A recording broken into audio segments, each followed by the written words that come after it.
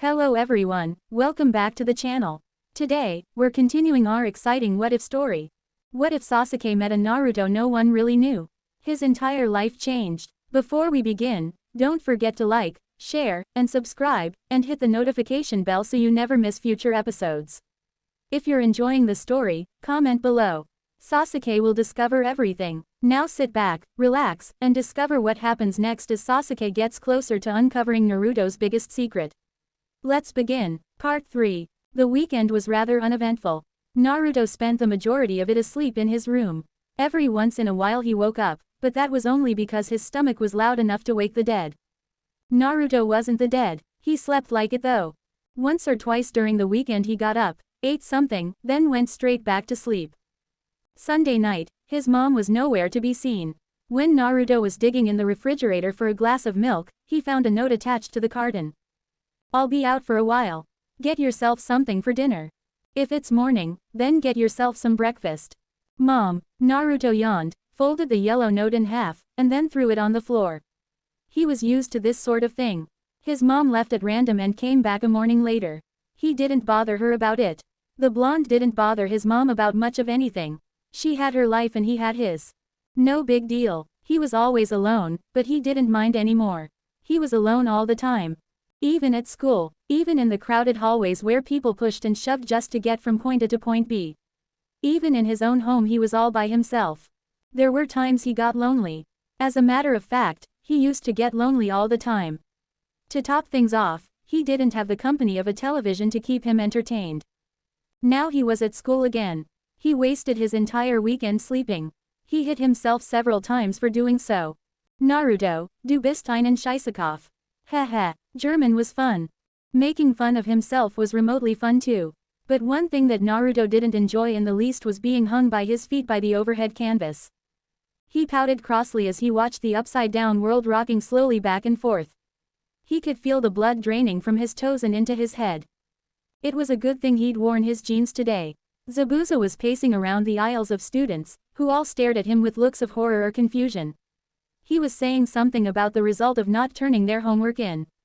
Naruto hadn't done his homework. And now his feet were duct taped to the iron casing on the overhead canvas. This casing was roughly 6 or 7 feet above the floor. Naruto was about 5 feet tall. This left him plenty of space to dangle helplessly and attempt to wriggle free of his prison. Well, his day was turning out to be a lovely one indeed. Through his fuzzy vision he could see the math teacher from hell handing Haku a whiteboard marker. The boy meekly received the marker and stood up on the floor. Zabuza waited patiently in the shadows behind him. Haku looked at Naruto, then at his teacher, then back to the helpless blonde. His brows turned up in an apologetic look and he smiled. He mouthed his apologies before taking aim at Naruto. The helpless boy quirked an eyebrow and, HMMNED, threw the duct tape on his face. He closed his eyes when he figured out Haku meant to throw the thing at him. He felt the sharp sting of something brittle hitting his shoulder.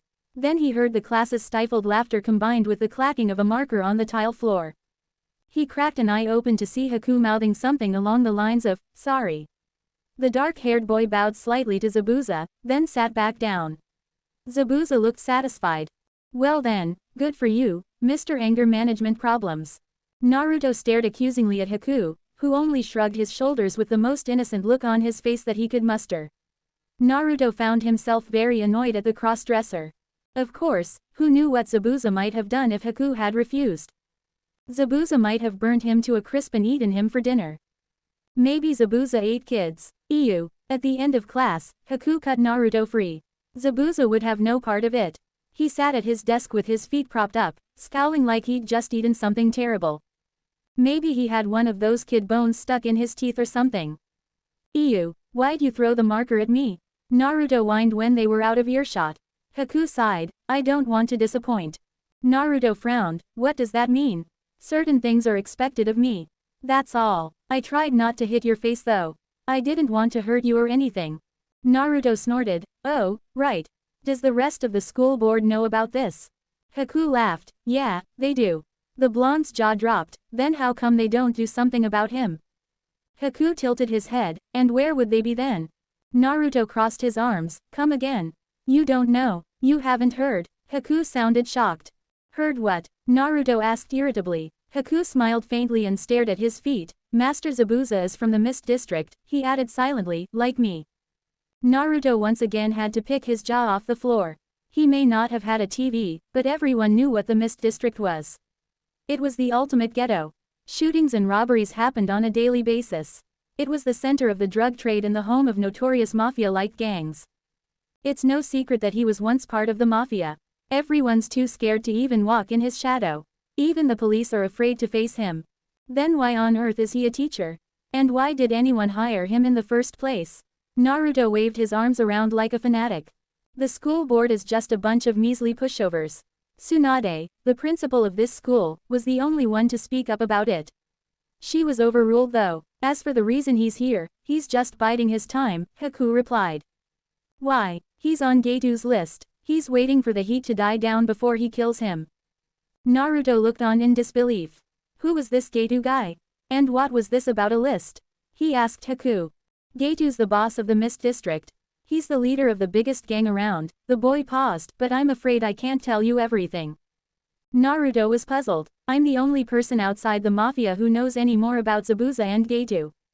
Oh, Naruto focused on the floor. This guy was scarier than he thought. Creepy no brows really had a reputation. Why do you like him so much? He inquired suddenly. Haku's attention was directed to the floor as well. He sighed. I grew up in the Mist District. My family was poor like every other family around us. My dad went into the drug dealing business to raise money for my mother and me. Haku's eyes darkened. Then one night, he went crazy. He beat my mother. I heard screaming, so I came running. When I saw what was going on, all I knew was that my dad was beating up my mom. I loved my mom, you know. I loved her so much that I grabbed my father's gun, the one he took with him everywhere just in case, and I shot him with it. I shot him in the leg the first time, but when he got up with the intention of killing me, I aimed higher and shot him right between the eyes. Naruto gaped. Why was he telling him this? He never got up again, Haku whispered. The blonde boy looked into the other's eyes, expecting to see tears. When he was met with nothing but bitterness, he felt profoundly confused. Neither did my mother, he whispered, she died from her injuries. I left my house before I knew what it was that I had done. I cried so much in those days I was alone, that I can no longer see the use of crying. My tears will never give new life to those for which they fall. Everywhere I went, I was disregarded. No one wanted me. They looked at me like I was a sewer rat. Everyone tossed me out. I couldn't blame them. There was no place in the world for a murderer like me. Haku's face brightened somewhat and a smile graced his rose-red lips. As I wandered through the district, I ran into Zabuza. He didn't look at me as if I were the scum of the earth. He reached a hand out to me, and I took it. Zabuza saved me, he smiled sweetly. I owe him my life, so I have devoted it to him. Haku's smile broadened and his eyes softened, and my life will forever be his until the day I die. Sasuke yawned. It was lunchtime, yet he felt as if he would crash to the floor at any moment. Damn heroin, it's all your fault. Kisame put something in it. He knew it. The bastard was always experimenting with different things. Maybe he put coke in it. Nah. Sasuke opted to mill around in the hallways during lunch. He never felt compelled to eat lunch, and today he knew if he saw a slice of pizza he'd barf. Drugs were screwy that way. Sasuke-kun. He heard the incessant crooning of his unofficial fan club. Apparently he'd walked down the wrong hallway. Ino skipped over to him. Her ridiculously long hair flipped about behind her like the tail of a hooked fish. Good afternoon, Sasuke-kun. Okay, now she was rhyming. It was too much. Would you, she blushed and shuffled her feet. Sasuke huffed to himself. Why was it that he attracted stupid people? Would you like to eat lunch with me, Sasuke-kun? She said timidly. The boy rolled his eyes. No, I'm not hungry, he explained uninterestedly. Oh, Ino deflated. She picked herself up in no time though. Some other time then. Sasuke wasn't in the mood to be a selfish son of a bitch, so he waved her off, droning, some other time. He could tell that Ino was ecstatic. He heard the clacking of high-heeled sandals as she hurried back to her clique. Art class was boring as usual. Shikamaru was going to drown in a puddle of his own drool if Sasuke didn't wake him up. He whacked him over the head with a ruler and the lazy bastard was wide awake. Sasuke was deeply satisfied. He glanced over at Naruto. He'd noticed that the class was unusually silent today. The reason being, Naruto's motor mouth seemed to have run out of fuel. Even Gaara cast a few apprehensive glances at his friend. She had an unusually sober look in her eyes. Sasuke was thoroughly weirded out when the chipper girl didn't say a word the entire period. Jesus, she was being quiet. He looked out the window and was mildly surprised that there weren't meteors falling from the sky. Health class came and Naruto was slightly more talkative. Sasuke was inwardly relieved that she wasn't deathly ill. He'd have no one to wash his car. Or do his dishes. He'd be screwed. Then again, he'd also have the time and the seclusion to get high. Clean house. Heroin. Choices. Naruto was chatting a little more to Neji now. There was a problem though. Neji didn't seem like he wanted to talk back. He was being friendly from Sasuke's point of view, just not talkative. He seemed like he had something on his mind. Kakashi was sitting lazily at his desk as usual. His nose was still buried in his favorite book. Sasuke wondered why the hell a few printed words on a few pages that were glued together could be so fascinating. Kakashi was constantly absorbed in the thing. He swore if the silver-haired teacher put the book down he would stop breathing and writhe on the floor like a fish as he died a horrible, asphyxiated death. That would be extremely entertaining. Put the book down, Kakashi. Add a little spice to my day. Naruto. Sasuke heard the Hyuga speak up. Naruto answered with a puzzled, "What, Neji?" "Naruto, it's been nice." Sasuke's heart skipped a beat and his eyes widened. "What do you mean, Neji?" Naruto whined skeptically. Neji sighed heavily. "You know, Naruto, you're really nice. You can be a little annoying sometimes when you talk too much, but I suppose I like the sound of your voice anyway. I don't hate you." Neji paused and drew a breath, "but I'm not sure I love you either." Neji was going to break up with Naruto. "What do you mean?" Naruto raised her voice. She sobbed after a moment, "Neji. You. Like I said, I don't hate you, Naruto." Neji sighed, "I've been thinking over the weekend and." "You mean, you're gonna. Let's just be friends. We can still see each other, but we won't be dating or anything like that." He laughed to himself. "We were never really dating at all, actually." "We weren't." Naruto whined like an abused puppy. "You're a good person, Naruto." When most relationships like this end, the two people involved distance themselves from each other. They never see one another again. "I don't want to never see you again, Naruto." "But," Naruto whined, "why? You try too hard, Naruto." Neji smiled apologetically. "How?" Naruto whimpered in her pathetic voice. Sasuke watched as Neji reclined in his chair. He wanted to dance out of the room, screaming like a lunatic. The only thing keeping him from doing so was the possibility of seeing Naruto slap Neji. He glued himself to the spot. "Neji, you bastard, I won." Gaara couldn't believe his ears. Was Neji seriously giving Naruto up? It was too good to be true. Far too good. Each passing second, he waited for the inevitable sly smile and the smug psyche that Neji was bound to say anytime. "You know," Neji began, "what people say about happiness being like a butterfly." Naruto nodded meekly. "I think the same thing about love. Love is like a butterfly. The more you chase it, the more it will elude you. But if you turn your attention to other things, it will come and sit quietly on your shoulder. You, Naruto, might be trying to chase that butterfly too much. I'm guilty of that too. Love isn't something you just jump at and catch without thinking. You have to wait for it to happen." Naruto looked like he understood. "Okay." Gaara blinked. It was actually happening. This was the real deal. Neji was no longer in love with Naruto. Oh, heaven, thank you. Of course he felt sad for his friend, but this was a breakthrough. He smiled to himself. Maybe Neji did take his advice after all. "I think we've both learned a lesson from this," Neji admitted. "Never chase butterflies." Naruto smiled. "Something like that." Neji grinned. "Let's not think of this as breaking up. You know," Naruto smiled meekly through his tears, "we never really did much. I don't think we can call it a breakup." "You're right." Gaara was astonished. His face betrayed nothing, but Gaara was indeed astonished. He figured Naruto would cry a river and drown them all. If not that, then at least he'd hit Neji in the face. He did neither of the two, but Gaara suspected Naruto would want to have a good cry when he was out of school. Chances were, he would cry a river, but when he did, Gaara would help him build a bridge and get over it. Good. They were both happy. Gaara was happy too. Love was indeed like a butterfly, and if Neji felt like waiting for love to come, Gaara would become that butterfly and sit on Neji's shoulder for him. That was it, Naruto was just going to laugh it off. Damn, and Sasuke thought he was going to see some kick-ass bitch-slapping action too. He boredly turned his attention back to the wall. He was having a really shitty case of the Mondays. He would have to talk to Kisame after school. He knew his heroine had something else in it.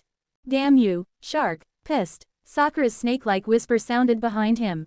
He twisted his head and flashed an indifferent glance. The moony Sakura was unfazed. Honestly, there were some people Sasuke wanted to see getting run over by a bus. After seeing it, he'd laugh at how much he really didn't give a damn. Sasuke-kun, Sakura whispered, can I borrow a pencil? Said boy glanced downward to see a pencil hanging out of one pocket in her backpack. He guessed she'd done a shoddy job of hiding it before she asked him. There's one right there, Sakura, he announced pointedly, and I bet you can use it. Sakura blushed when she noticed the object lolling out from her pack, but grabbed it, pointed at it, and laughed like a kid who'd just been caught stealing at a candy store. Sasuke marveled at her stupidity. When she was done chuckling bashfully to herself, she decided to put the pencil to good use. She didn't ask any more of him, and for that he was thankful. Good bitch, Sakura. When class ended, he found himself stumbling out of the room. Well, he imagined himself to be stumbling.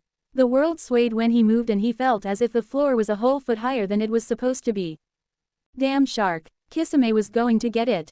Sasuke was going to deal a generous round of punches on his sorry little ass. Right now, Sasuke could care less that the drug dealer was a full 3 feet taller than him with a mean streak as wide as the Mist District itself. He didn't care that Kisame probably ate shrimps like him for breakfast. He didn't mind that Kisame probably weighed 3 times as much as he did. He didn't care that roughly 4/5 of that weight was raw muscle. And he didn't care that Kisame was part of the most feared gang in the known universe. He flat out didn't give a damn. If Kisame was going to open this can of whoop ass, he'd better have a glass. Rhyming, die, poetry, go to hell, he grumbled unhappily to himself as he collapsed into his chair in English class. He felt like he'd been run over by a steamroller, and to top it all off, he was having mild withdrawals. Nope, that heroin was not pure. It was diluted with something. Sasuke knew it. It probably came from the West Coast, and not from Philadelphia. Kisame normally bought his shit from his buddy in Pennsylvania, but Sasuke heard that this buddy of his was in a tight spot. He was probably waiting for the fuzz to lay off a bit before stepping up sales again. Sasuke hated West Coast heroin. It was the least pure sort of smack he'd ever seen. Sure, it was pretty, but the quality was in the gutter. Wasn't as strong. It also had a menagerie of crazy shit in it. A bunch of chemicals that Sasuke couldn't spell, much less pronounce. He assumed that not even the people who discovered them knew exactly how they were pronounced. He effectively hid his discomfort. Iruka was explaining something about parts of sentences. Subject, verb, direct object, prepositional phrase, yada yada. Deja vu, he swore he heard this before. Come to think of it, every teacher from 4th grade had mentioned something about parts of sentences. English classes were like health classes. The teachers constantly repeated what everyone said last year. Perhaps this was why Kakashi didn't waste his time in health class. He knew they had already heard it. Sasuke felt like he was in the class of redundancy class. Ha, class of redundancy class. Sasuke, could you kindly repeat what I just said? It figured Iruka knew he wasn't paying attention. English teachers were magical that way. He sighed. The subject, Sasuke droned, is what the sentence is about. The verb is any word that describes an action or state of being. The direct object is what receives the action and therefore doesn't exist in a sentence without a transitive verb. He took a breath. A prepositional phrase states the location of an object. Examples being under the box, over the box, inside the box, behind the box, etc., etc. Iruka's mouth opened a few times, like the mouth of a fish out of water, but then he shut it. Naruto's crystal blue eyes were wide as saucers. Shikamaru blinked as if he knew Sasuke would respond to the question in such a way, then put his head on his desk again. The female population of the class sighed and clasped their hands together in front of their hearts. The male population was silent. Anything else? The Wonder Boy said in his monotonous voice. Iruka only resumed explaining the world of English to the students. Sasuke got the feeling that he wouldn't be bothered for a while. Good. Memorizing his notes in 6th grade was finally paying off. Holy shit, Sasuke really was God. Naruto let out a little gasp. Or maybe he was Jesus. Yes, Jesus was here to take them all to heaven. Or maybe Sasuke was the son of Satan. Yeah, that was more like it. It only figured that Satan would get jealous. If God got to have a son, why couldn't the devil? It seemed to Naruto like God and Satan were women. It made sense though, the way they constantly bitched to one another. When Armageddon came, they'd both be having PMS at the same time. Poor Sasuke, he had one hell of a mom. Iruka gave them all a few pages of notes to copy. Naruto didn't like notes, so he pretended he was writing them down. He later learned that it would have taken him about the same amount of energy just to copy them down. But, as everyone but Naruto knew, he was a naive little fool. Naruto didn't feel like putting much effort into English class today. His enthusiasm had been stretched to its limit and his emotions were fried. He just learned of 2 traumatic things today. That was 2 traumas too many. One being there were people with more upsetting pasts than Gaara and he, the second being Neji really didn't like him all that much. Was he really trying too hard? Naruto admitted that he chased butterflies too much, but why were butterflies so important? There was something about butterflies that made him want to chase them to the ends of the earth, regardless of whether they liked it or not. He was going to cry when he got home. When the bell rang and school ended, Naruto cast a wary glance at the Uchiha. He had to go over to Sasuke's house again. That apartment scared the hell out of him. The reason was irrational. The reason was trivial. The reason was this: Sasuke had too much dust in his house. Not even Naruto had that much dust. He actually lived in his house, and it looked that way. None of the counters were too grimy and his mom always kept the shelves cluttered and dust-free. Sasuke, on the other hand, did not. At first glance, his home was the best around. It seemed perfect. Beyond the lovely little living room, however, Naruto had second thoughts about Sasuke. The tile in the kitchen had collected so much dust that Naruto left footprints all around in it. There was a layer of powder a millimeter thick on the far end of Sasuke's counter. In his expensive, yet neglected cabinets, Naruto found a spider and the myriad of webs it had made for itself. There was simply too much dust in that kitchen. Naruto didn't even have the time to clean it all on Friday. It was as if Sasuke didn't live in his house at all. The blonde noticed a few footprints in the dirt that were too big to be his, but they seldom came anywhere close to the far side of Sasuke's kitchen. Most of them led to the fridge or the microwave, and none of them ever led to the stove. Maybe Sasuke couldn't cook. What did he live on? Crappy Chinese. It didn't seem right, though, for a person to eat such fattening food not gain a pound. He swore the black-haired boy was thinner than a toothpick and paler than a ghost. He looked more poor than rich. Weren't rich people supposed to be fat and happy? Sasuke looked like he ate nothing and the only time his skin was touched by the sun was during his journeys to and from school. Naruto saw the way the female percentage of the school looked at him and fawned over him. They thought he was Sasuke the perfect and invincible. Naruto was still steadfast in his beliefs that Sasuke was either Jesus or Satan Jr., but he saw what women were too stubborn to see.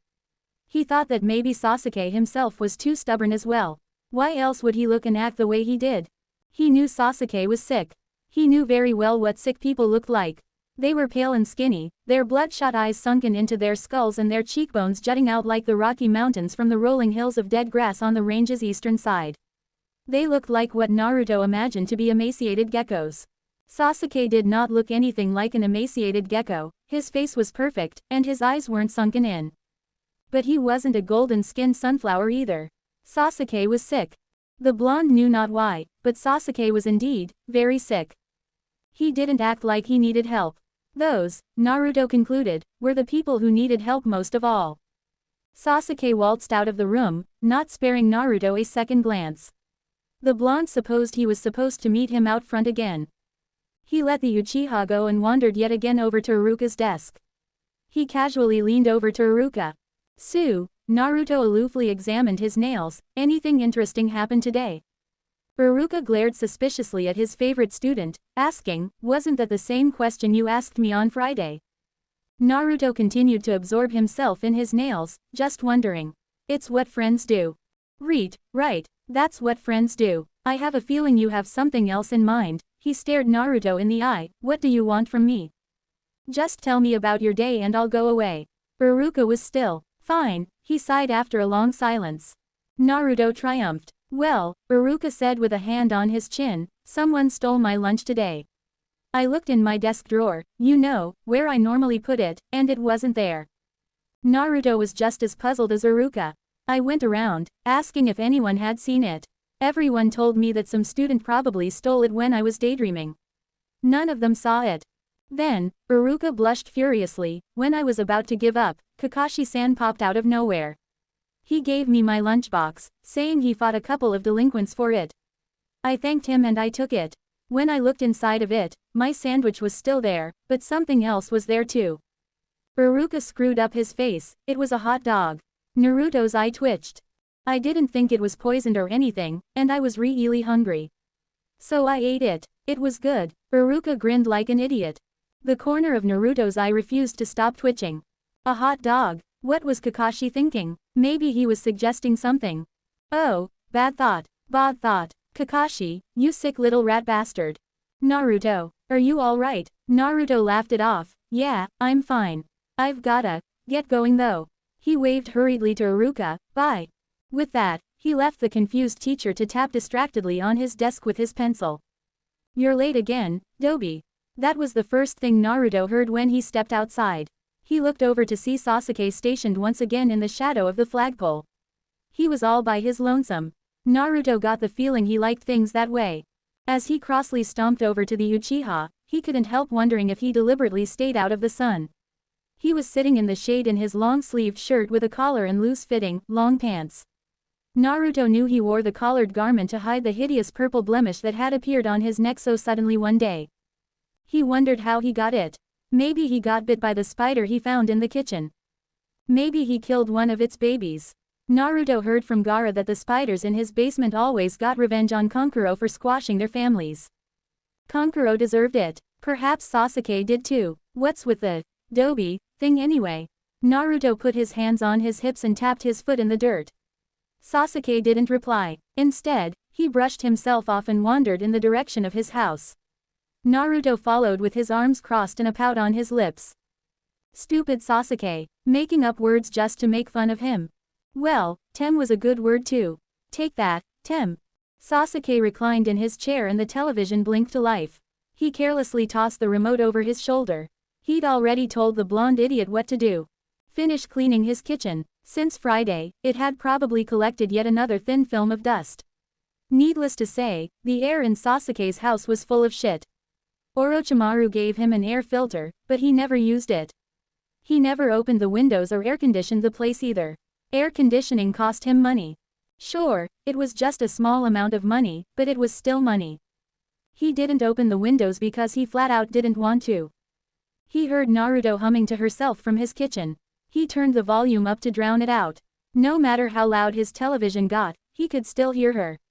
Quite frankly, Naruto got the picture and stopped humming. It was no good though. Sasuke could still hear humming. It wasn't Naruto's humming though. Mom used to hum when she cleaned the kitchen. It's all in your head, Sasuke. Sasuke sighed heavily and turned the volume back down to normal. He ran a shaky hand through his hair. He needed more self-control. Uchihas never lost their cool. Never. He lay back in his reclining chair and rocked back and forth. He felt sick. He was tired, his arms were cramping up, and he felt like he'd been bitten by a few thousand mosquitoes. He growled irritably to himself. Uchiha Sasuke was not having a good day. Sasuke, Naruto whined from the kitchen. What do you want now? Grumbled Sasuke. Can you cook? The blonde questioned warily. Sasuke felt like pulling Naruto's arms off and throwing her off of his balcony. No, he gritted his teeth together, I don't cook. What do you eat? The stupid girl was poking her head into the living room now. Sasuke twisted his head around and glared furiously at the intruding girl, I eat whatever the hell I want to. Okay, the girl blushed, squeaked, and retreated. When she was out of earshot, Sasuke sighed again and slumped in his chair.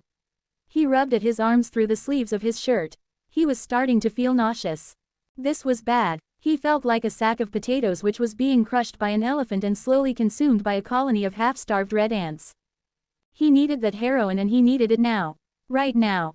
I'm going into my room for a while, he barked to Naruto, don't bug me. He vanished into the hall just in time to see a little blonde head of hair glance back at him with sparkling eyes. Naruto blinked over at the place he'd seen Sasuke vanish. He couldn't stop staring. Long after Sasuke disappeared, Naruto's eyes were glued to the spot. The Uchiha was burnt vividly into Naruto's mind's eye, and the picture wasn't pretty. Sasuke looked like a ghost. His skin was white as snow and his hair glistened like he'd just taken a swim. He walked slowly like a robot with joints that were rusted stiff. Naruto didn't think Sasuke knew, but he heard every single shaky sigh coming from that living room. Naruto was practiced in the art of listening when he wanted to. His listening skills might have helped him in school, but during that time of day he opted to screw off. Naruto only heard what he wanted to hear. Did Naruto want to hear anything about homework, the rotation of the earth, the color red, or the Pythagorean theorem? No, maybe the reason Sasuke was ill was because of the air in his house. The dark-haired boy kept all of his shades drawn, but when Naruto wanted to shed some light on the luxurious apartment, he could see the thin flakes of dust swirling around like the air itself was made of them. Good lord, didn't Sasuke ever clean his house? What went on in here, or didn't go on, that made his house so goddamn dusty? Did Sasuke even live in his house? Naruto was going to have to unleash the power of all of his mom's cleaning solutions on Sasuke's floor alone. He had some major shopping to do. Naruto made up his mind. He was going to steal Sasuke's money and go on a shopping spree. Now, any normal person who wasn't a hypochondriac wouldn't consider a floor polish search as a shopping spree. Naruto, however, didn't give a damn. There was always a chance that Sasuke would turn from a sickly little ghost to a daisy when his house was clean enough. There was absolutely nothing a little Windex and soap couldn't cure. With that in mind, he continued his relentless scrubbing of Sasuke's countertops. He was determined to make the kitchen sparkle along with everything else. The blonde had convinced himself that he was working himself to the bone for a good cause. He was going to make Sasuke happy. Naruto came to a spot on the counter that wouldn't come off. It was a discolored little thing that scratched against Naruto's washcloth every time he tried to scrub it away. He angrily scrubbed it over and over and over again. When he learned that the thing was too stubborn to come off with the washcloth, he resorted to drastic measures. He withdrew a fork from a drawer and scraped it across the counter. When the disgusting thing gave way, Naruto gave a whoop and a holler. He danced around the kitchen like a fairy. Take that, vile splotch of whatchamacallit call it. I, the great Princess Naruto, have slain thee in my quest to save the lonely Prince Sasuke. Warrior Princess Naruto, he cracked himself up. Well, he was technically a prince, but for Sasuke, maybe he could be a princess. He was legally a princess, if anything, anyway. Stupid drunk, cheap doctors. What sort of princess went out of her way to save a prince anyhow? Didn't a princess have nails to paint, dresses to wear, and dances to attend? Didn't they just love to wander cutely and curiously into the forest of ankle twisting, fainting, getting lost, capturing, and eventual dying? Naruto wasn't your normal, garden variety princess. Naruto was a manly princess. Screw you, evil dragons and demons and stuff. Naruto hummed again to himself as he exterminated the many vile demons and creatures residing in Sasuke's kitchen. There was work to be done. He found that Neji's little breakup speech flew away when he was in Sasuke's kitchen. Maybe all the extra work was just what he needed to get over it. There was a spot here, a blotch there, the ages of which he didn't want to know. Some shit looked like it was at least a century old. Naruto made another conjecture about Sasuke. Sasuke did not use his kitchen. The microwave and refrigerator, maybe. That was all though. The rest of his kitchen looked as if it had been untouched for a millennium. Naruto wondered if his stove, oven, or sink even worked anymore. When Sasuke didn't emerge from his room for quite some time, Naruto found himself getting worried. He was just getting some sleep, he decided after a while. The Raven boy wasn't feeling right, so he went to sleep. Good for him, he needed to rest up a bit anyway. It would help him get unsick. Naruto often needed to convince himself of these things to function normally. When his mom wasn't home for a few days, he'd say she was just having such a good time that she didn't want to come home. When Gaara wasn't acting like himself, Naruto would convince himself that he was just having a bad day. When his pet turtle died, he said it was having a much better time in heaven. Thus was the basis of Naruto's happy-go-luckiness. He was an optimist. Gaara told him once that he was a fool for being so optimistic, but that was just because he was having a bad day. The counter was finally clean. Naruto blew a puff of air against his forehead and ran his fingers through his hair. And now for the cabinets inside the counter. The air was cool, the wind was wet, and the streetlights shone brightly through the gloom. Naruto had gone home, and Sasuke was going to have a little talk with his finned friend. Kisame was going to get it. A little corner store came into view. Its little red sign was blowing in the wind. The lights were on, but he couldn't see anyone inside. Peachy. He was feeling slightly better now, though not as good as he could have been. He felt edgy because Naruto could have suspected something and chosen not to inform him of it. Maybe she knew. Nah, she wasn't that smart. West Coast heroin. He hated it, almost as much as he hated Kisame for selling it to him. He was going to give the bastard a piece of his mind. He shoved the door open and swiped his shoes across the mat on the floor. A doorbell sound resonated from a little box connected to the door, the store's way of warning employees that a customer was present. Warning. Not telling. Not informing. Warning. Warning Kisame that he'd better start acting like a civilized, law-abiding citizen. And Kisame was a law-abiding citizen. In the sense that he could take a piece out of any police officer who dared come within the reach of his arm. Well, look what the cat dragged in. Sasuke looked off to his side to see the bluish face of the shark man hovering over the cash register. His smile revealed a mouthful of curly white teeth. These were the teeth with which he took a bite out of the law. And when he did, it was only logical to assume that it hurt. Sasuke glared menacingly into the face of death. Kisame's beady eyes shimmered. I suppose you're not here on friendly terms, are you? What sort of shit did you put in it? Sasuke hissed. Kisame's grin widened. So you're a customer today? Sasuke knew the meaning of that last question. You were either Kisame's friend, a customer, or dead. Normally, Sasuke was there as a friend. Tonight, he was a customer. A dangerously pissed off customer. What did you do to it? He hissed again. Quite frankly, I don't know what you mean. Kisame leaned casually over the counter. This answer wasn't good enough for Sasuke. I think you know what I mean. His patience was wearing thin. Kisame rested his chin on his fist. No good, Not at all. Kisame scratched his head. Bummer. My friend on the East Coast is having a bit of trouble. West Coast is no good then. Sasuke slammed his fist on the table. I hate it. I've been feeling like shit all day because of it. Everyone knows the West Coast stuff is jack shit, but I know it's got something else in it and I think you're the one who put it there. Calm down. You'll break your hand off the way you flail around like that. Kisame strolled over to the end of the counter and walked out into the store. I really don't feel like fighting a pipsqueak like you right now. He cast a backward glance through a window, but if you insist on being a spoiled rotten little prick, one of our friendly neighbors is going to call the fuzz on us. Sasuke saw through the sarcasm and to the logic of that statement. Fine, he spat, but if you don't explain to me why that shit makes me feel terrible. Don't make me break my foot off in your ass, Kisame sneered as he milled around the store. Sasuke growled. Everyone knows, the shark droned, that it would take me about half a second to break you in half. He turned around. You know why I don't break you in half? No, I don't either. Sasuke grinned. Kisame's harsh sarcasm always made him feel better.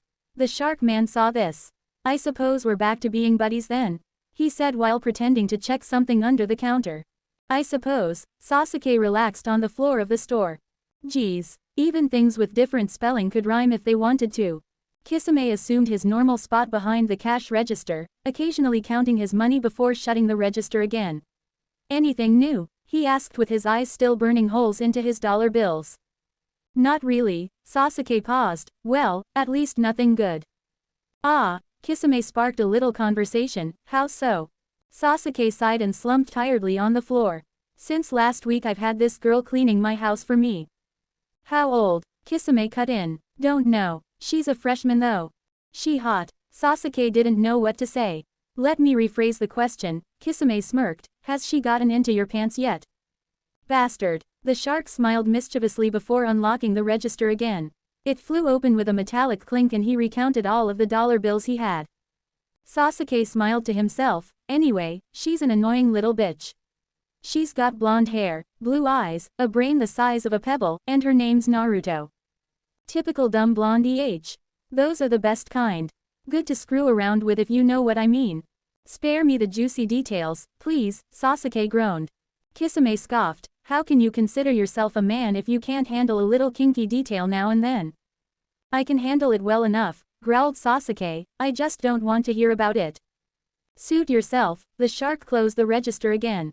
Sasuke listened as Kisame tapped his fins against its surface before he twisted the key and it opened again.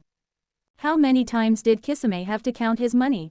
It wasn't going to go anywhere, and it wouldn't magically appear, regardless of whether or not he continued counting it like that. Anything else? Kisame snapped. No, that leech bastard been bothering you anymore? Sasuke shuddered and said nothing. He had to bury the thoughts that just popped out of his mental graveyard. Too many things he just didn't want to remember right then. Way too many. I take it that's a yes, Kisame growled in a low voice.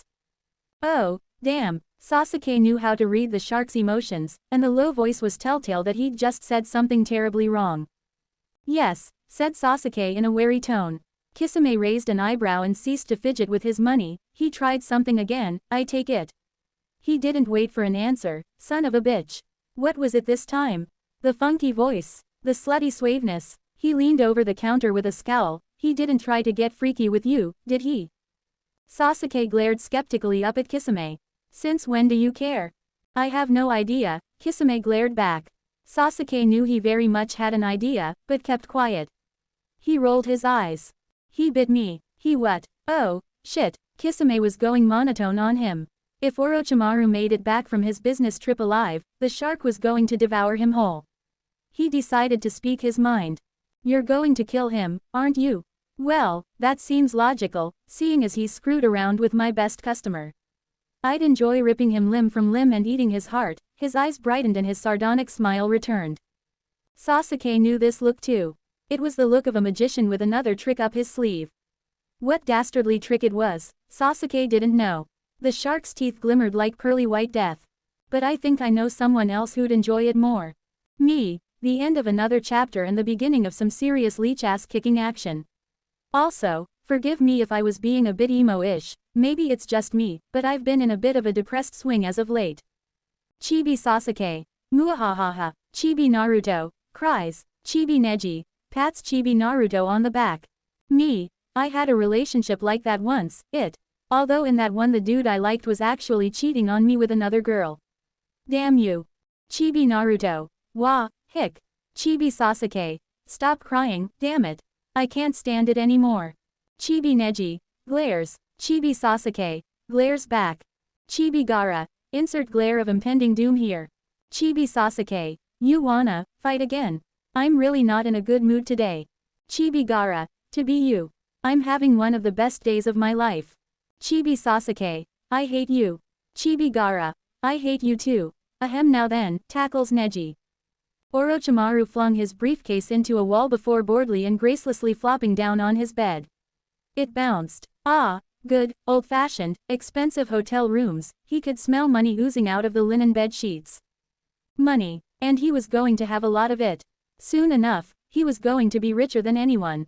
Sasuke didn't know it, but he was soaking up his money like a sponge. Sasuke was a fool. Sure, he was a pretty little fool, but he was still just a pawn in Orochimaru's little game. He'd just get closer and closer to the Uchiha until the kid finally gave in. Oh, Orochimaru, I love you so much and you have such a tight ass. Here, take my virginity and aallll my money. He snickered to himself. That was going to happen one of these days. Orochimaru knew it. Yes, it was a verifiable fact that the leech was a dirty, rotten, and horny little bastard. Did he know this? Of course he did. It was fun being evil. Orochimaru the shameless and fearless. Well, maybe not fearless. There were very few things he'd admit to being afraid of. He admitted he was afraid of two things. 1. Orochimaru was afraid of butter knives, string, and bowling balls. He wasn't particularly terrified of them separately, but when he saw them all in the same place, that was a different matter.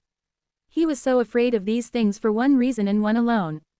That reason just so happened to be the second thing he was terrified of. Itachi. When Sasuke was still only a year old, Orochimaru had to babysit his 6-year-old brother. Sasuke wasn't a problem because he slept most of the time. Itachi, on the other hand, had a strong desire to be entertained. Orochimaru tried many things to keep him happy, including watching movies with him and even baking cookies for him. Itachi was not impressed. He was not amused, nor was he entertained. Orochimaru's life changed one day when he asked Itachi what he wanted to do. Itachi was silent at first, as always. Then he went into the kitchen for a while and left Orochimaru by himself with the television. He gave in and flipped through the channels. His eye was caught by a particularly infamous soap opera. There was a woman, who we'll call Jane for the purposes of this explanation, and she fell in love with an Iraqi, who will be known as Alex. Alex and Jane were very much in love, but Jane's parents were Christian, and Alex was Muslim. They forbid her to marry a man of another religion, so Alex and Jane eloped. Jane, though, had been in a previous marriage. In this marriage she had a son, we'll call him Peter, and Peter is determined to find his mother and the man who stole her. He searches and searches, but as the days go by, his body is slowly being consumed by these tiny little nanobots that a mad scientist put in his bloodstream. Therefore, he has a limited amount of time to live. On his quest he meets a girl named Sally. They fall in love, but his illness is getting progressively worse. Then, he finds out that Sally is a guy. He screams, she screams, the doctor screams, and his great-grandfather rolls over in his grave. After that, they find out that Sally is pregnant, which makes absolutely no sense at all. Come to think of it, between the male pregnancy, alien abductions, bouncing fruitcake, nanobots, and freaky green clouds, nothing makes sense. Anyway, Peter finds out that his mom has been captured by the Al-Qaeda and is being held hostage. Yada yada yada. Where was he? Oh yes. Itachi had vanished and he was left alone, watching the aforementioned creative mental torture they like to call a soap opera. He was still watching when he felt a sharp pain in the back of his head. His mind went blank. A while later, when he opened his eyes, he was very surprised that he couldn't move. He looked down. Apparently while he was out, Itachi had strapped him to the couch with his ridiculously long jump rope. Lovely. He had repositioned the couch so that it sat just under his bookcase.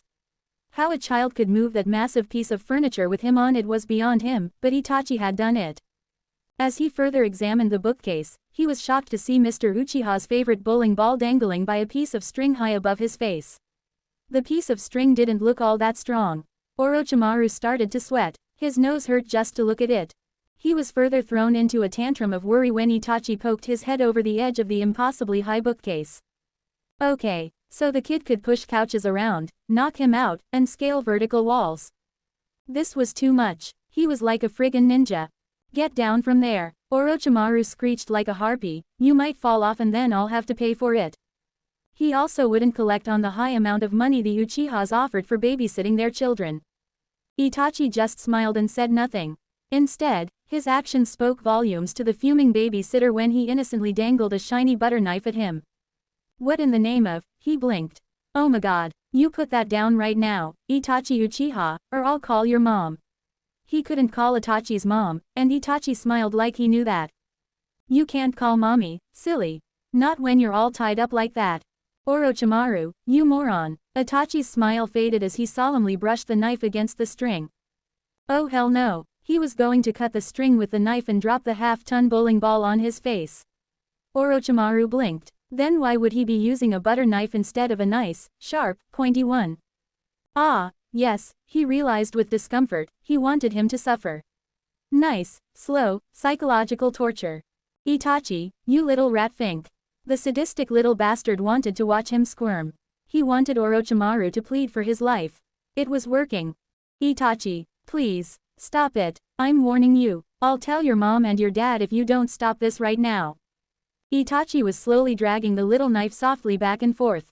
He rested his head on his arm and stared bemusedly down at his babysitter. Itachi, zip zap, zip zap. I'm warning you, kid. If you keep doing that all. Itachi continued to saw away at the coarse string. The bowling ball swayed slightly. Oh Jesus no, God spare me and my beautiful, flawless face. Orochimaru flailed around, yelling fretfully at the sadistic Uchiha boy. Itachi paid him no heed and continued to scrape at the string. Orochimaru, meanwhile, was noticing that the bowling ball was sinking lower and closer. He could tell by the way it swayed, that Itachi was slowly cutting through each tiny fiber and watching them snap. Itachi was looking down at him with a bored and unfazed expression while his arms worked away at the thread. Snap, ping, poing. He swore he could hear the string wearing away. He pleaded to an openly bored Itachi, who obviously didn't give a rat's ass. The boy sighed and draped the top half of his body over the edge of the bookcase. All the better to see the bowling ball smash Orochimaru's face, he supposed. 5 more excruciating minutes went by and Itachi had since started humming to himself. Orochimaru had spent all of his energy and was grimly awaiting his fate. He stared up into Itachi's eyes. Itachi stared right back, still humming to himself. Then suddenly, snap, the bowling ball plummeted and Orochimaru screeched like a girl. Oh my god, oh, hey. His face didn't hurt. He could hear Itachi's satanic giggling and the leech opened his eyes ever so slightly. The bowling ball was considerably lower than it used to be, but it was still hanging there. And it was still hanging high enough to break his face. Orochimaru was relieved that the ball hadn't hit him yet. Yet, there was the yet, meaning it was only a matter of time before the thing really did fall and crush him. Sure enough, Itachi began sawing at the effectively concealed second string. Orochimaru found his hidden reserves of energy and resumed the act of screeching and flailing. In the midst of all this racket, Sasuke had woken up and was wailing fretfully at the other end of the apartment. Shit. Orochimaru was going to demand a ton of money for this. The Uchihas were going to be broke after he sued them for all they were worth. His face alone would get him a ton of money. Uchiha children were demons. He saw a sly smile creep across Itachi's face. It took Orochimaru a while to realize just what was going on. Then it hit him. Literally. Snap, boom, crack. Orochimaru barely had time to scream before the enormous ball crashed into his skull. Pain blossomed behind his eyes and his nose went numb for a split second.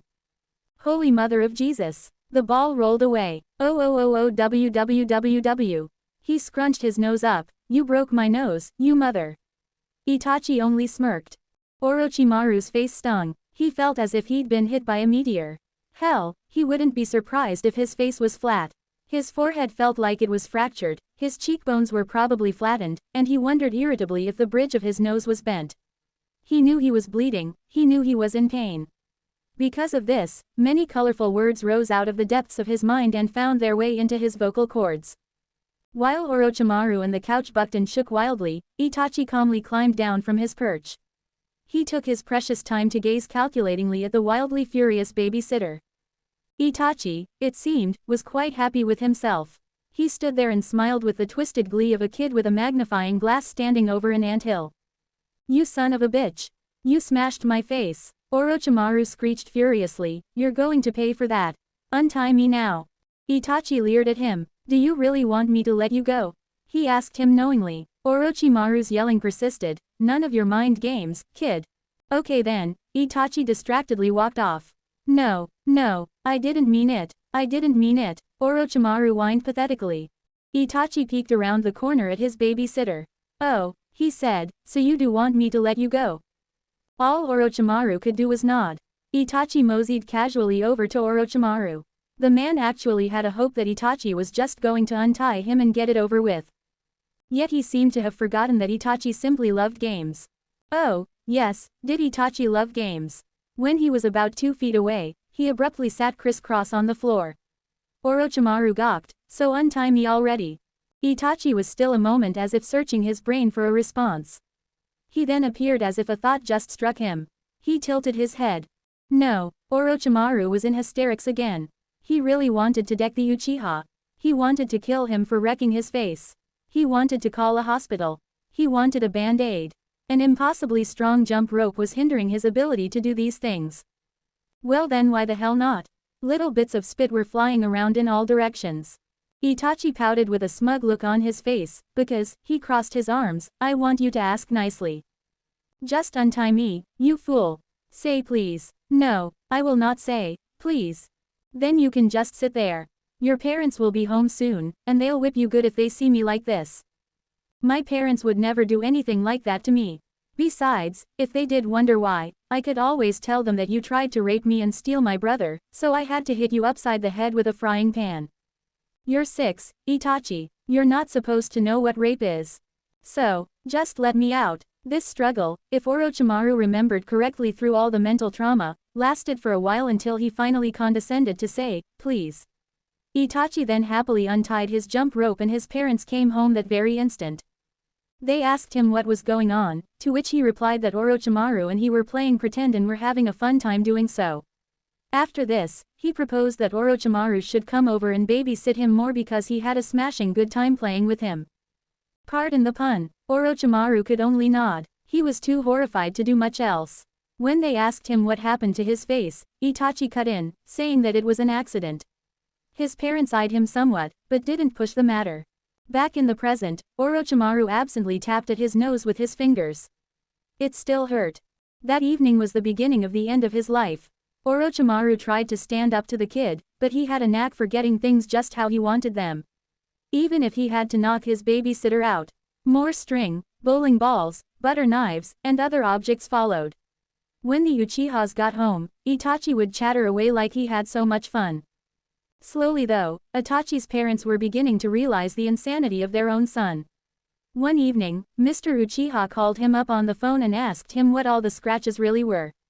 Orochimaru was by no means any smaller or weaker than the 6-year-old Uchiha boy, but that didn't mean Itachi wasn't a force to be completely terrified of.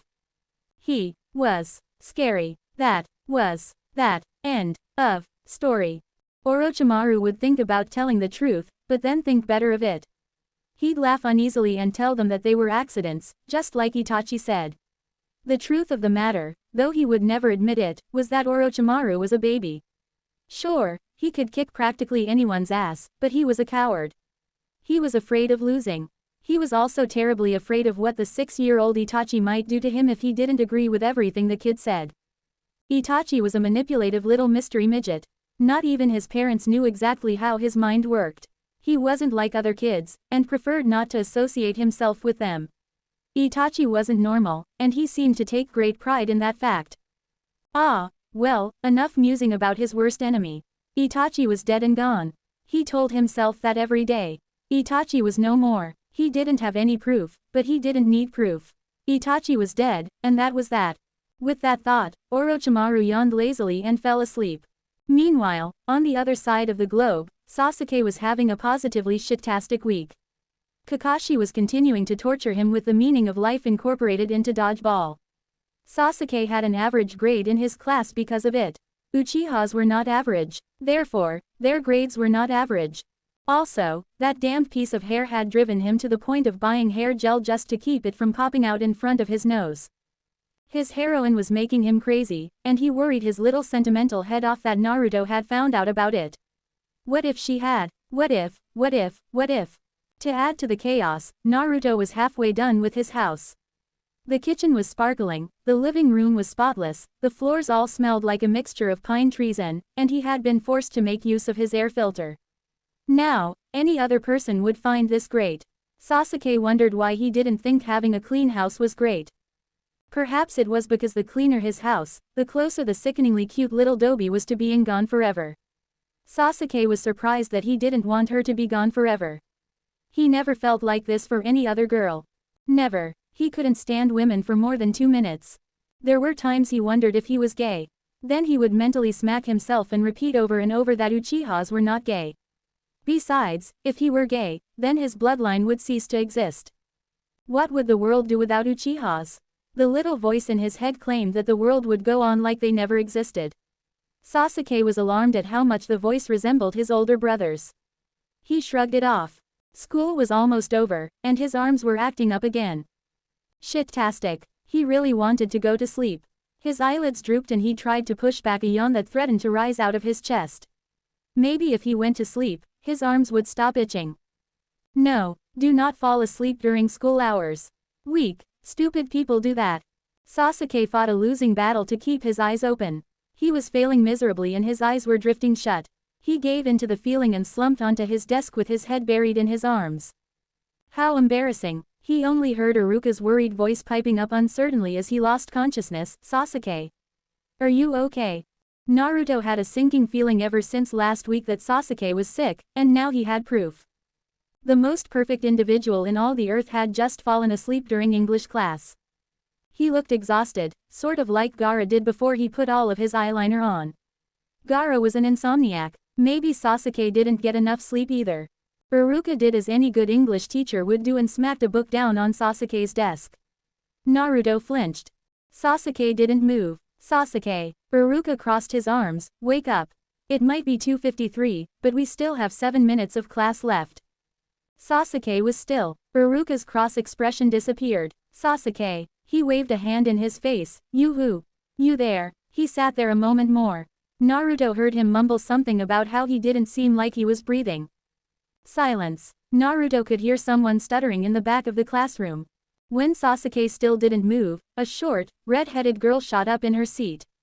She screamed, "Oh God! He's dead!" This sent the whole class into an uproar. Girls flew this way and that with their hands flailing around.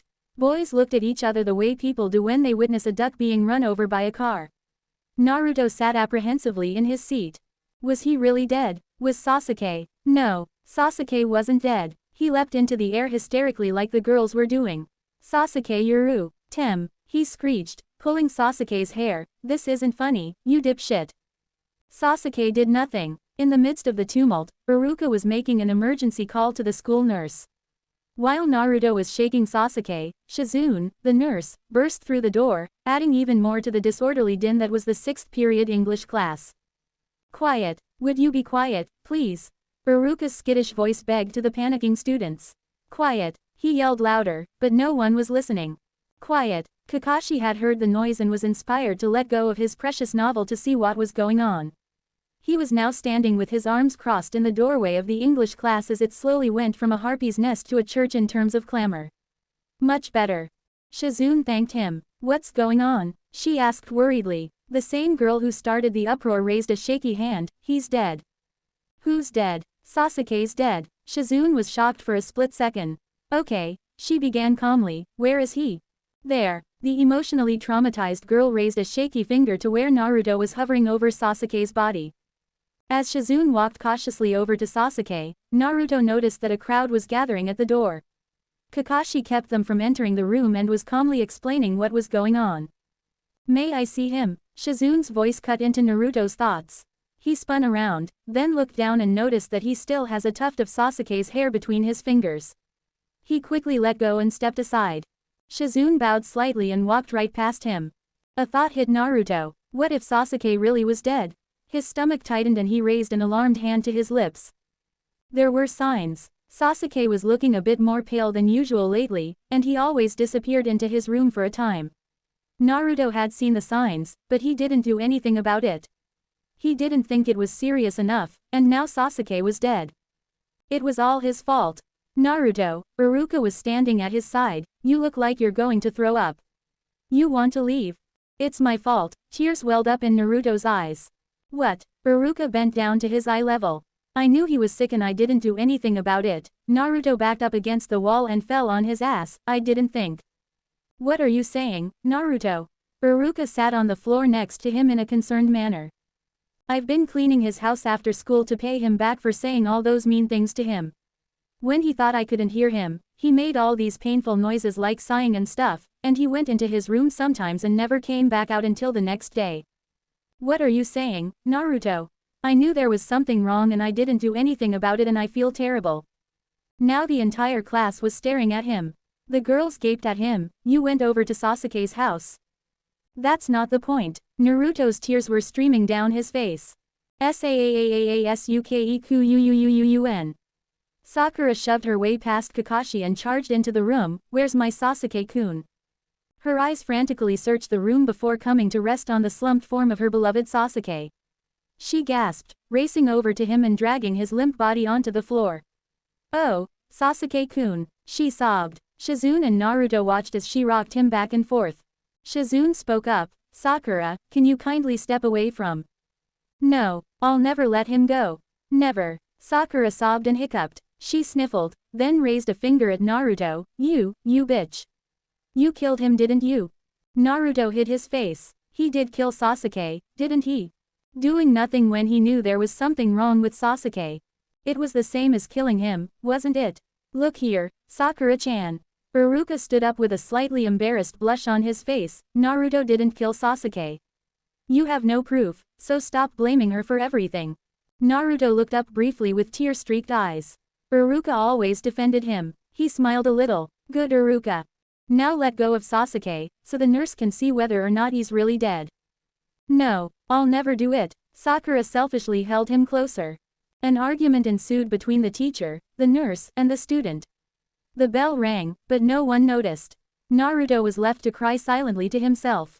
He was upset. Sakura was so selfish. Did she think that she was the only one who cared about Sasuke?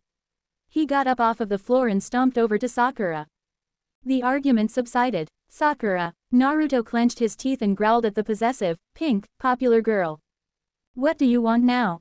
She hissed. You've had your fun crying over Sasuke's dead body.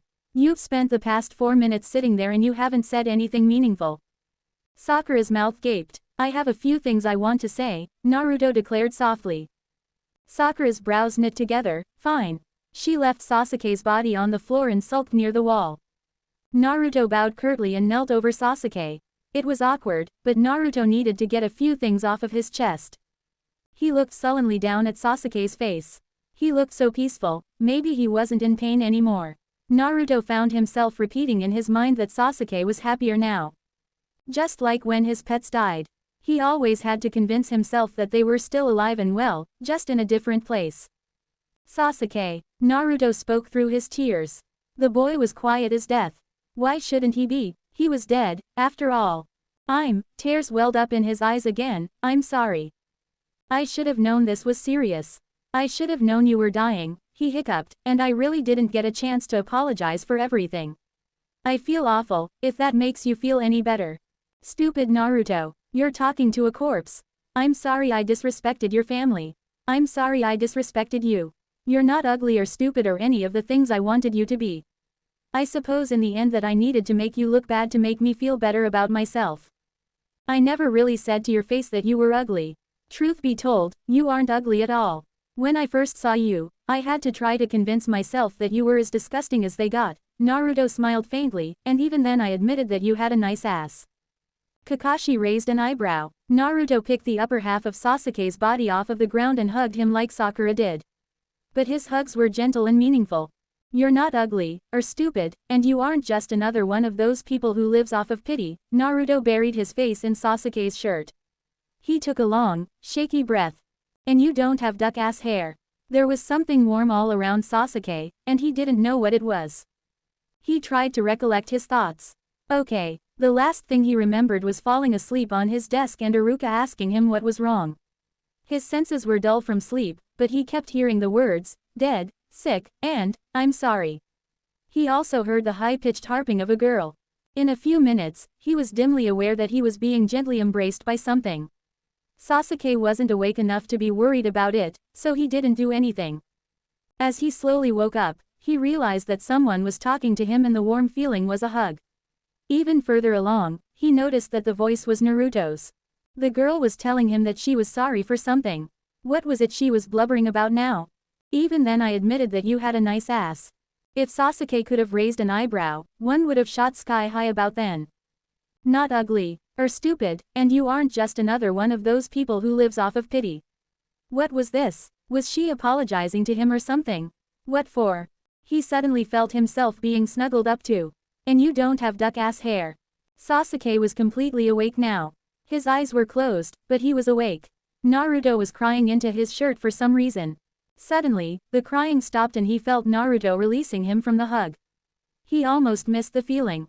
What's wrong, Naruto? Iruka's voice asked softly. Naruto stammered. What, Naruto? What's going on? Iruka's voice became more urgent.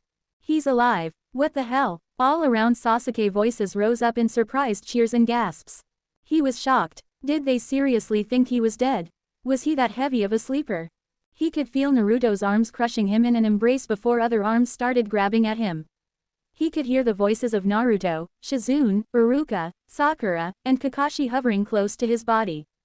Saaasuke, sniffle, Kuyun. Sakura, you're going to rip his leg off the way you tug on it like that. Calm down, let's just let Shizune take him to the ambulance. We've kept the EMTs waiting long enough. Yes, let me take him to the hospital. You can all worry about him there.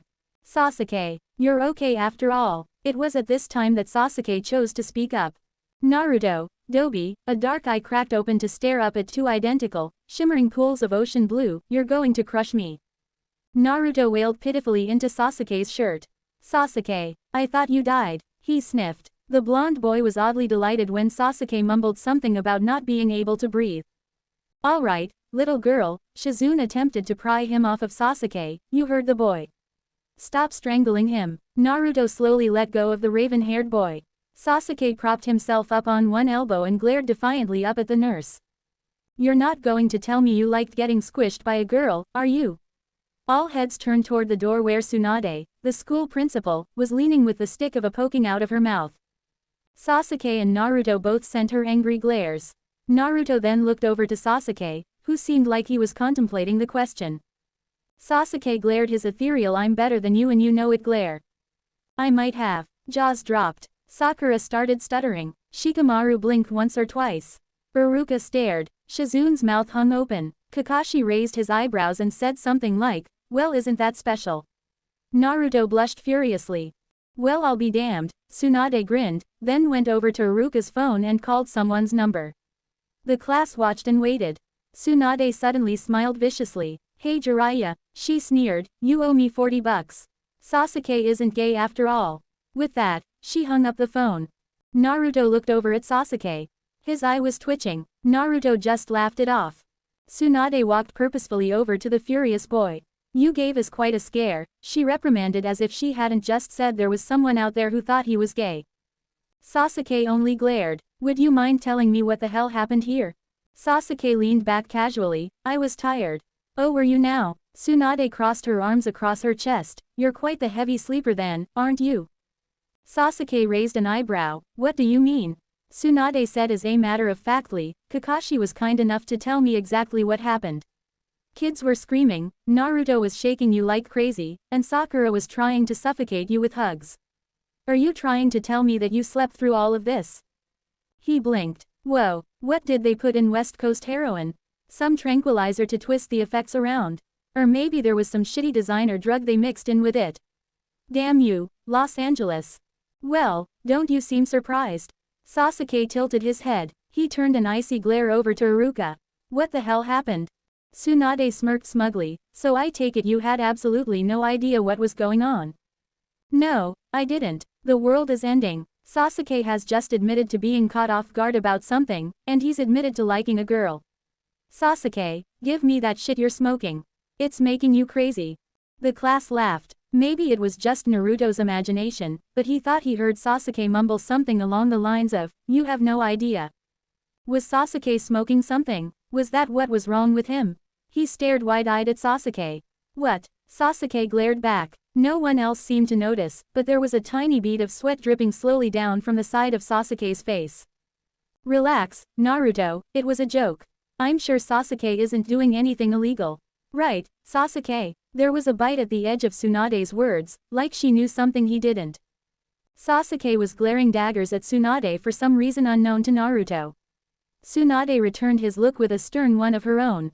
Eventually, the glare broke and Sasuke averted his eyes to somewhere else in the room. Which leads me to a point that all schools make to their students. I'm sure you've all heard it before, but drugs are bad shit. They screw up your body and your mind. All drugs are harmful. She leered over her shoulder at the people in Naruto's general area, especially heroin. With that, she walked off, dismissing the class and the teachers, telling them that there was nothing wrong. Sasuke got up and wordlessly left the classroom. Naruto was left with no choice but to follow. Besides, if he stayed, he was likely to be ripped apart by Sasuke's fangirls. Shizun followed them both out the door and down the hall for a while, expressing her concern to Sasuke. Sasuke mumbled irritably about being perfectly fine and able to take care of himself. He kept brushing her off until she gave up.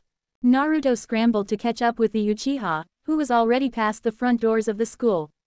Hey Sasuke, Naruto panted, wait up. The Uchiha complied in a grudging way.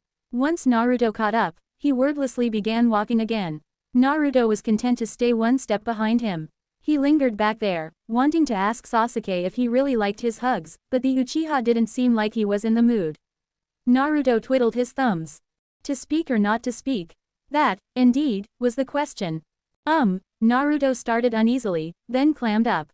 He wanted to ask Sasuke what he really thought of him, and then there were Sasuke's feelings to consider. Naruto was a guy. Sasuke thought he was a girl.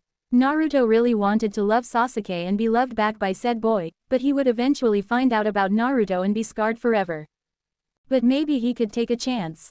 If Sasuke really loved him, boy or girl, he'd stick with him no matter what. Naruto shook his head. He was starting to think more and more like Gaara. Inwardly sentimental little Gaara, he was getting more and more lovable.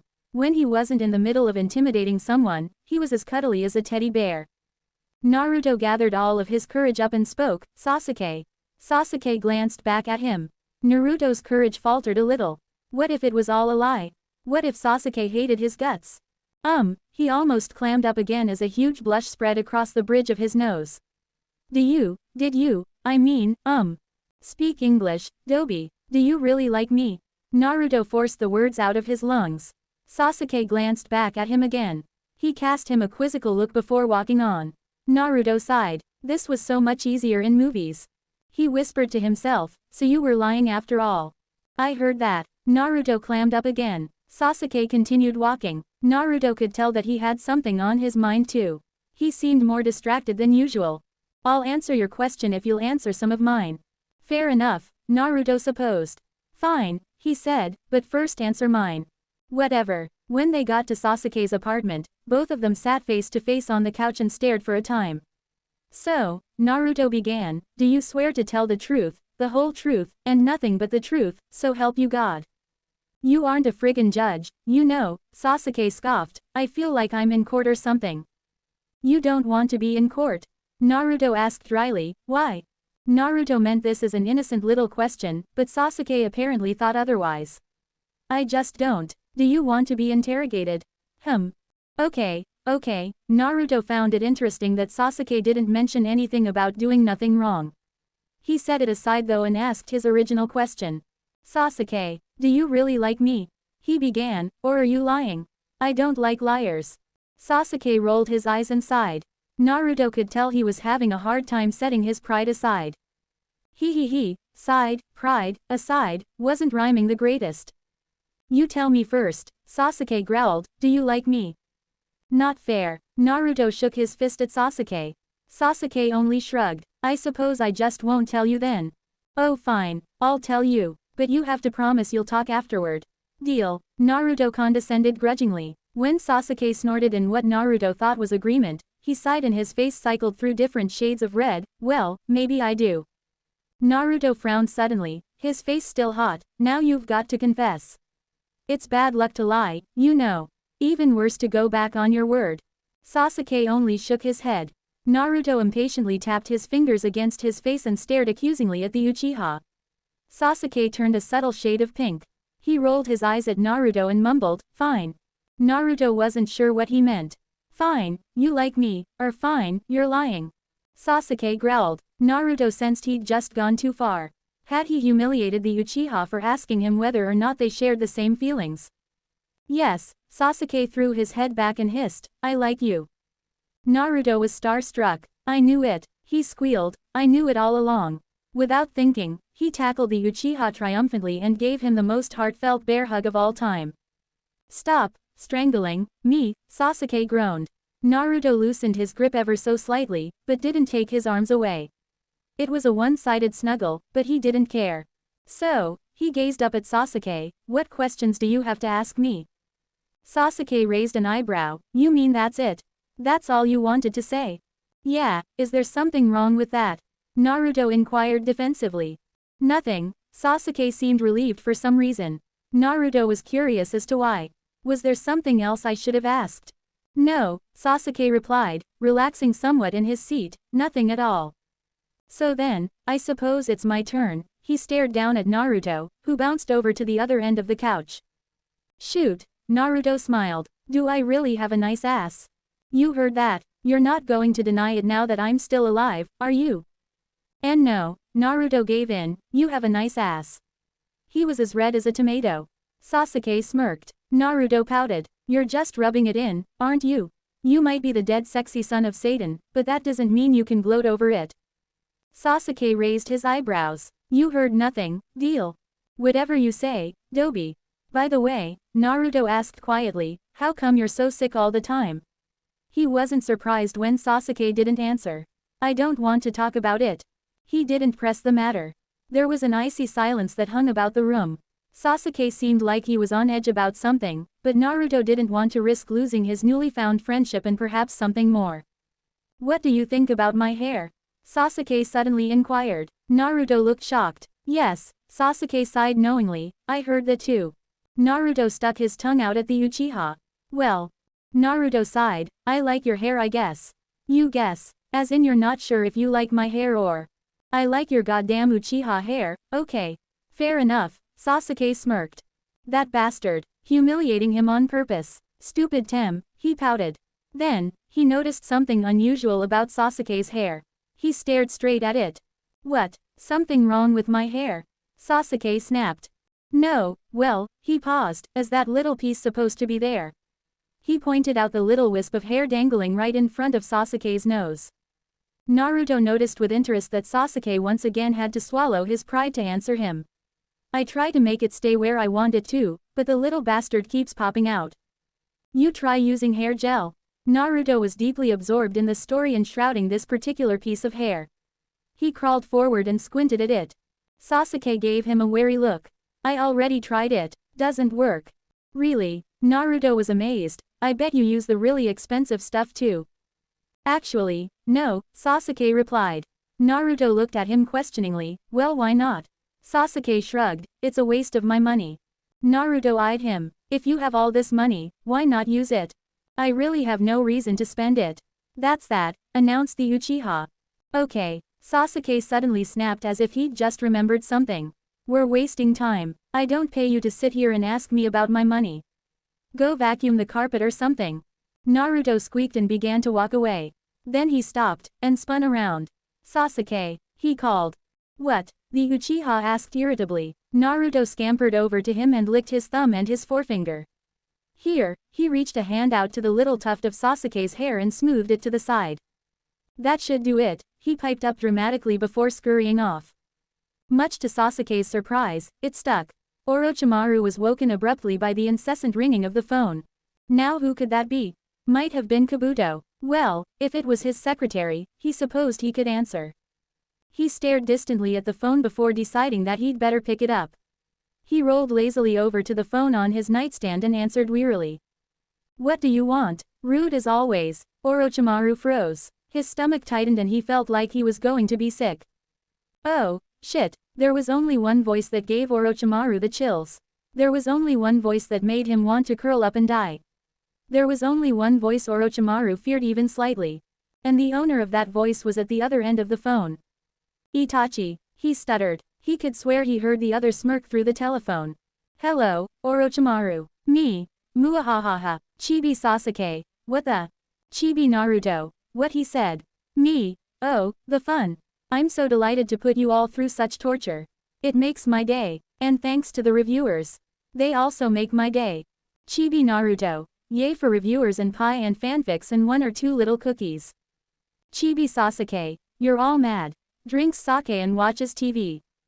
Chibi Naruto. Look who's talking. Me. Anyway, yay for Sasunaru. And maybe there'll be some Nejigara in the future. It all depends on whether or not you review. Chibi Gara. And if you don't have a fanfic you want Swirl-chan to review, or you don't want any virtual food, then review for me. Review for Gara. Me. Yes. Gara is tired of being cold and alone in his basement. Review for Gara. Chibi Naruto. Waves. Me. And Naruto. He wants some action with Sasuke, and though Sasuke might not admit it, our favorite little Uchiha boy wants some action with Naruto. Chibi Sasuke. Shut up. Me. Like I said. He might not admit it, but we know. Chibi Sasuke. Mind your own business, devil woman.